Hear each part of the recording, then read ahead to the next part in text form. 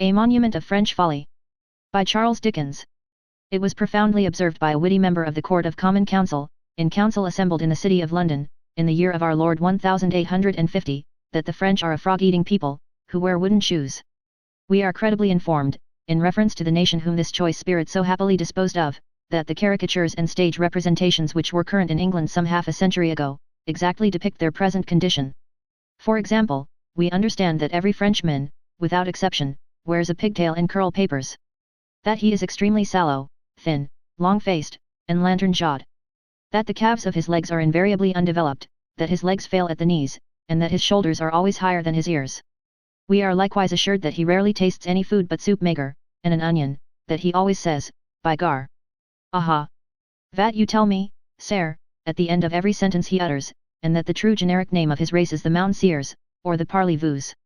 If he be not a dancing master, or a barber, he must be a cook, since no other trades but those three are congenial to the tastes of the people, or permitted by the institutions of the country. He is a slave, of course. The ladies of France, who are also slaves, invariably have their heads tied up in belcher handkerchiefs, wear long earrings, carry tambourines, and beguile the weariness of their yoke by singing in head voices through their noses, principally to barrel organs. It may be generally summed up, of this inferior people, that they have no idea of anything. Of a great institution like Smithfield, they are unable to form the least conception. A beast market in the heart of Paris would be regarded an impossible nuisance. Nor have they any notion of slaughterhouses in the midst of a city.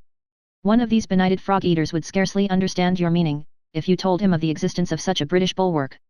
It is agreeable, and perhaps pardonable, to indulge in a little self-complacency when our right to it is thoroughly established. At the present time, to be rendered memorable by a final attack on that good old market which is the rotten apple of the corporation's eye, let us compare ourselves, to our national delight and pride as to these two subjects of slaughterhouse and beast market, with the outlandish foreigner. The blessings of Smithfield are too well understood to need recapitulation. All who run away from mad bulls and pursuing oxen may read. Any market day they may be beheld in glorious action. Possibly the merits of our slaughterhouses are not yet quite so generally appreciated. Slaughterhouses, in the large towns of England, are always, with the exception of one or two enterprising towns, most numerous in the most densely crowded places, where there is the least circulation of air. They are often underground, in cellars, they are sometimes in close backyards, sometimes, as in Spitalfields, in the very shops where the meat is sold. Occasionally, under good private management, they are ventilated and clean. For the most part, they are unventilated and dirty, and, to the reeking walls, putrid fat and other offensive animal matter clings with a tenacious hold. The busiest slaughterhouses in London are in the neighbourhood of Smithfield, in Newgate Market, in Whitechapel, in Newport Market, in Leadenhall Market, in Clare Market. All these places are surrounded by houses of a poor description, swarming with inhabitants. Some of them are close to the worst burial grounds in London. When the slaughterhouse is below the ground, it is a common practice to throw the sheep down areas, neck and crop, which is exciting, but not at all cruel. When it is on the level surface, it is often extremely difficult of approach. Then, the beasts have to be worried, and goaded, and pronged, and tail twisted, for a long time before they can be got in, which is entirely owing to their natural obstinacy. When it is not difficult of approach, but is in a foul condition, what they see and scent makes them still more reluctant to enter, which is their natural obstinacy again. When they do get in at last, after no trouble and suffering to speak of, for there is nothing in the previous journey into the heart of London, the night's endurance in Smithfield, the struggle out again, among the crowded multitude, the coaches, carts, wagons, omnibuses, gigs, chaises, phaetons, cabs, trucks, dogs, boys, whoopings, roarings, and 10,000 other distractions, they are represented to be in a most unfit state to be killed, according to microscopic examinations made of their fevered blood by one of the most distinguished physiologists in the world, Professor Owen, but that's humbug.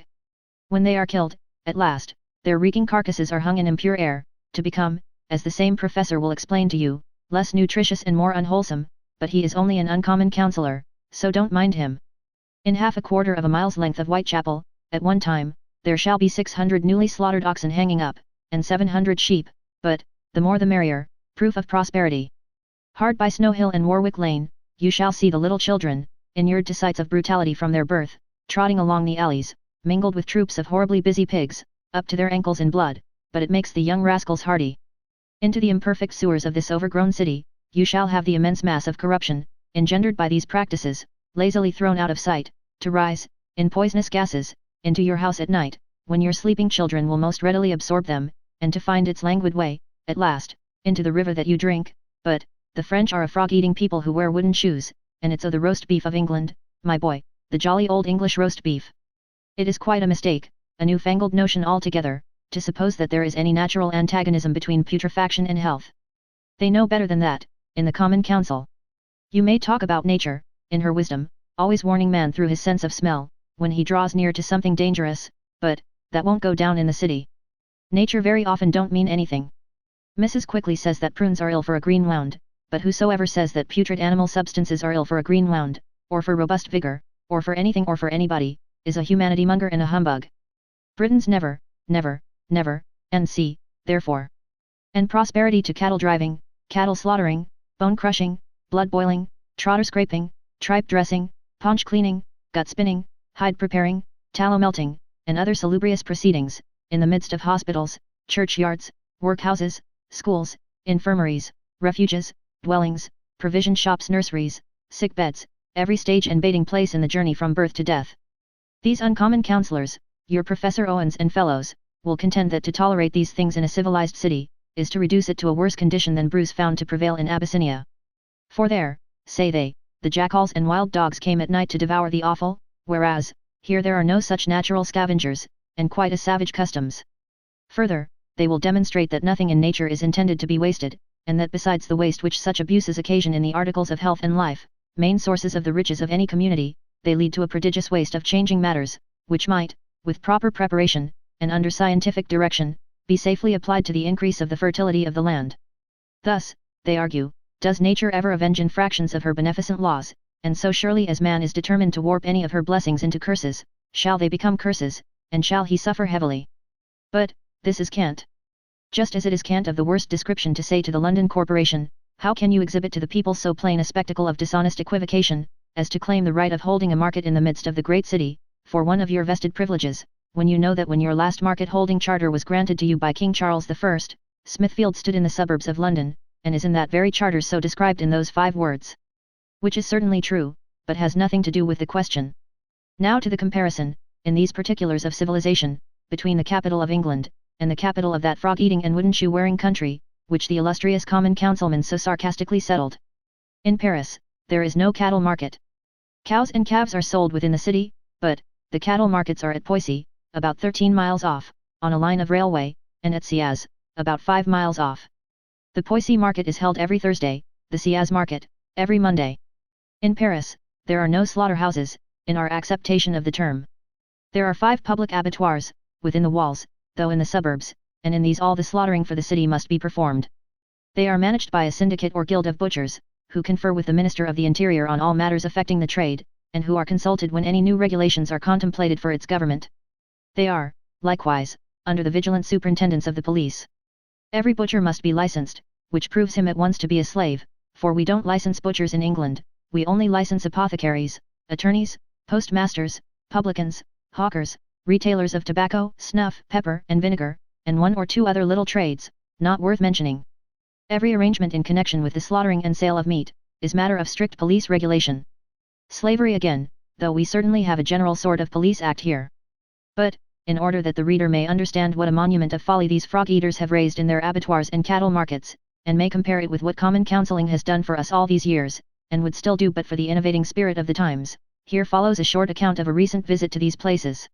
It was as sharp a February morning as you would desire to feel at your fingers' ends when I turned out, tumbling over a chiffonnier with his little basket and rake, who was picking up the bits of coloured paper that had been swept out, overnight, from a bonbon shop, to take the butcher's train to Poissy. A cold, dim light just touched the high roofs of the Tuileries which have seen such changes, such distracted crowds, such riot and bloodshed, and they looked as calm, and as old, all covered with white frost, as the very pyramids. There was not light enough, yet, to strike upon the towers of Notre Dame across the water, but I thought of the dark pavement of the old cathedral as just beginning to be streaked with grey, and of the lamps in the house of God, the hospital close to it, burning low and being quenched, and of the keeper of the morgue going about with a fading lantern, busy in the arrangement of his terrible waxwork for another sunny day. The sun was up, and shining merrily when the butchers and I, announcing our departure with an engine shriek to sleepy Paris, rattled away for the cattle market. Across the country, over the Seine, among a forest of scrubby trees, the hoarfrost lying cold in shady places, and glittering in the light, and here we are, at Poissy. Out leap the butchers, who have been chattering all the way like madmen, and off they straggle for the cattle market, still chattering, of course, incessantly, in hats and caps of all shapes, in coats and blouses, in calf skins, cow skins, horse skins, furs, shaggy mantles, hairy coats, sacking, baize, oilskin, anything you please that will keep a man and a butcher warm, upon a frosty morning. Many a French town have I seen, between this spot of ground and Strasbourg or Marseilles, that might sit for your picture, little Poissy. Barring the details of your old church, I know you well, albeit we make acquaintance, now, for the first time. I know your narrow, straggling, winding streets, with a kennel in the midst, and lamps slung across. I know your picturesque street corners, winding uphill heaven knows why or where. I know your tradesmen's inscriptions, in letters not quite fat enough, your barbers' brazen basins dangling over little shops, your cafes and estaminets, with cloudy bottles of stale syrup in the windows, and pictures of crossed billiard cues outside. I know this identical grey horse with his tail rolled up in a knot like the back hair of an untidy woman, who won't be shod, and who makes himself heraldic by clattering across the street on his hind legs, while 20 voices shriek and growl at him as a brigand, an accursed robber, and an everlastingly doomed pig. I know your sparkling town fountain, too, my Poissy, and am glad to see it near a cattle market, gushing so freshly, under the auspices of a gallant little sublimated Frenchman wrought in metal, perched upon the top. Through all the land of France I know this unswept room at the Glory, with its peculiar smell of beans and coffee, where the butchers crowd about the stove, drinking the thinnest of wine from the smallest of tumblers, where the thickest of coffee cups mingle with the longest of loaves, and the weakest of lump sugar, where Madame at the counter easily acknowledges the homage of all entering and departing butchers, where the billiard table is covered up in the midst like a great bird cake, but the bird may sing by and by. A bell. The calf market. Polite departure of butchers. Hasty payment and departure on the part of amateur visitor. Madame reproaches Ma'amselle for too fine a susceptibility in reference to the devotion of a butcher in a bearskin. Monsieur, the landlord of the Glory, counts a double handful of sous, without an unobliterated inscription, or an undamaged crowned head, among them. There is little noise without, abundant space, and no confusion. The open area devoted to the market is divided into 3 portions, the calf market, the cattle market, the sheep market. Calves at 8, cattle at 10, sheep at midday. All is very clean. The calf market is a raised platform of stone, some 3 or 4 feet high, open on all sides, with a lofty overspreading roof, supported on stone columns, which give it the appearance of a sort of vineyard from northern Italy. Here, on the raised pavement, lie innumerable calves, all bound hind legs and forelegs together, and all trembling violently, perhaps with cold, perhaps with fear, perhaps with pain, for this mode of tying, which seems to be an absolute superstition with the peasantry, can hardly fail to cause great suffering. Here, they lie, patiently in rows, among the straw, with their stolid faces and inexpressive eyes, superintended by men and women, boys and girls. Here they are inspected by our friends, the butchers, bargained for, and bought. Plenty of time, plenty of room, plenty of good humor. Monsieur François in the bearskin, how do you do, my friend? You come from Paris by the train? The fresh air does you good. If you are in want of 3 or 4 fine calves this market morning, my angel, I, Madame Doche, shall be happy to deal with you. Behold these calves, Monsieur François. Great heaven, you are doubtful. Well, sir, walk round and look about you. If you find better for the money, buy them. If not, come to me. Monsieur François goes his way leisurely, and keeps a wary eye upon the stock. No other butcher jostles Monsieur François jostles no other butcher. Nobody is flustered and aggravated. Nobody is savage.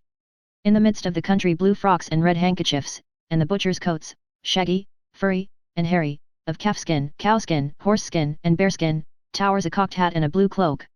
Slavery. For our police wear great coats and glazed hats. But now the bartering is over, and the calves are sold. Ho! Grégoire, Antoine, Jean, Louis. Bring up the carts, my children. Quick, brave infants. Hola! Hi! The carts, well littered with straw, are backed up to the edge of the raised pavement, and various hot infants carry calves upon their heads, and dexterously pitch them in, while other hot infants, standing in the carts, arrange the calves, and pack them carefully in straw. Here is a promising young calf, not sold, whom Madame Doche unbinds. Pardon me, Madame Doche, but I fear this mode of tying the 4 legs of a quadruped together, though strictly a la mode, is not quite right. You observe, Madame Doche, that the cord leaves deep indentations in the skin, and that the animal is so cramped at first as not to know, or even remotely suspect that he is unbound, until you are so obliging as to kick him, in your delicate little way, and pull his tail like a bell rope. Then, he staggers to his knees, not being able to stand, and stumbles about like a drunken calf, or the horse at Frankeneyes, whom you may have seen, Madame Doche, who is supposed to have been mortally wounded in battle.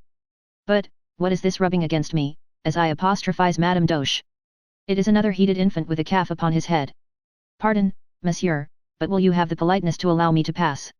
Ah, sir, willingly. I am vexed to obstruct the way. On he staggers, calf and all, and makes no allusion whatever either to my eyes or limbs. Now, the carts are all full. More straw, my Antoine, to shake over these top rows, then, off we will clatter, rumble, jolt, and rattle, a long row of us, out of the first town gate, and out at the second town gate, and past the empty sentry box, and the little thin square bandbox of a guardhouse, where nobody seems to live, and away for Paris, by the paved road, lying, a straight line, in the long avenue of trees. We can neither choose our road, nor our pace, for that is all prescribed to us. The public convenience demands that our carts should get to Paris by such a route, and no other. Napoleon had leisure to find that out, while he had a little war with the world upon his hands, and woe betide us if we infringe orders. Drovers of oxen stand in the cattle market, tied to iron bars fixed into posts of granite.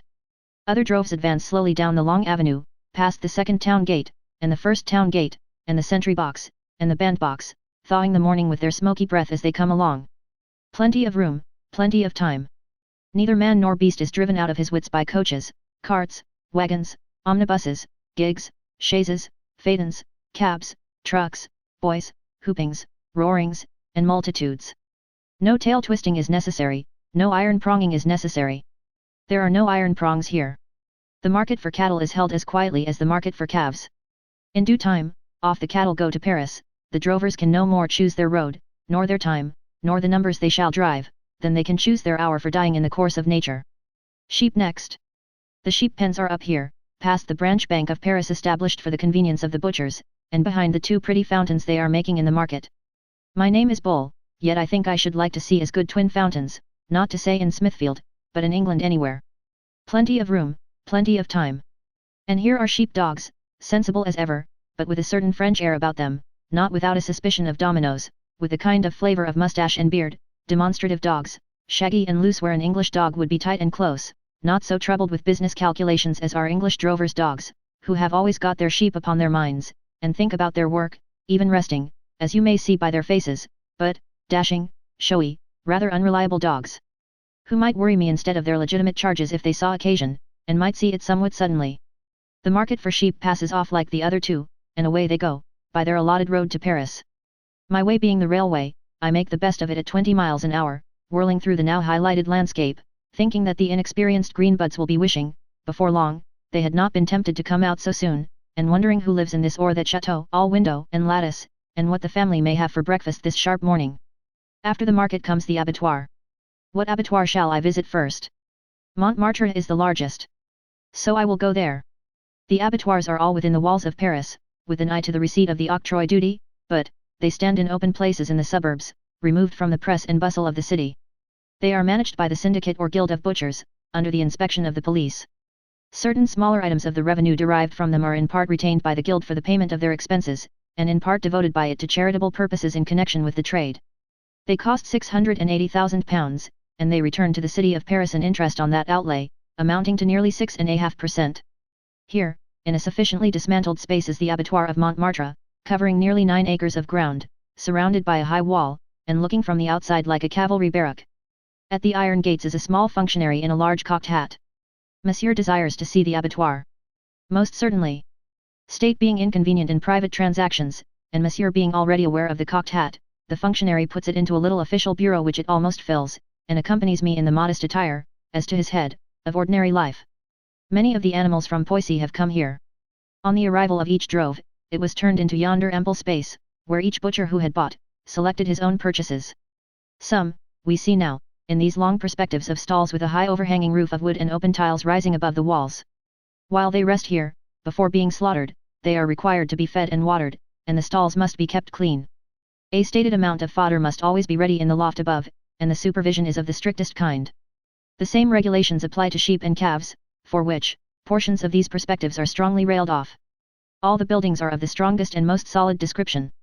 After traversing these lairs, through which, besides the upper provision for ventilation just mentioned, there may be a thorough current of air from opposite windows in the side walls, and from doors at either end, we traverse the broad, paved, courtyard until we come to the slaughterhouses.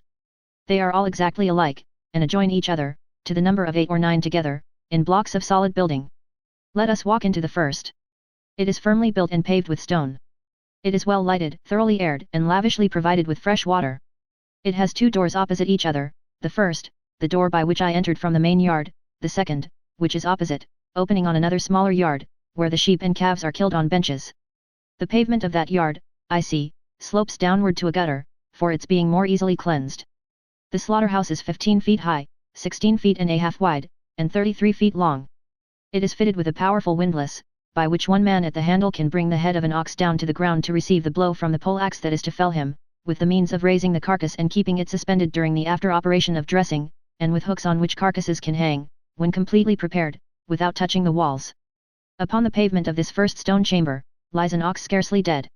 If I accept the blood draining from him, into a little stone well in a corner of the pavement, the place is free from offence as the place de la Concorde.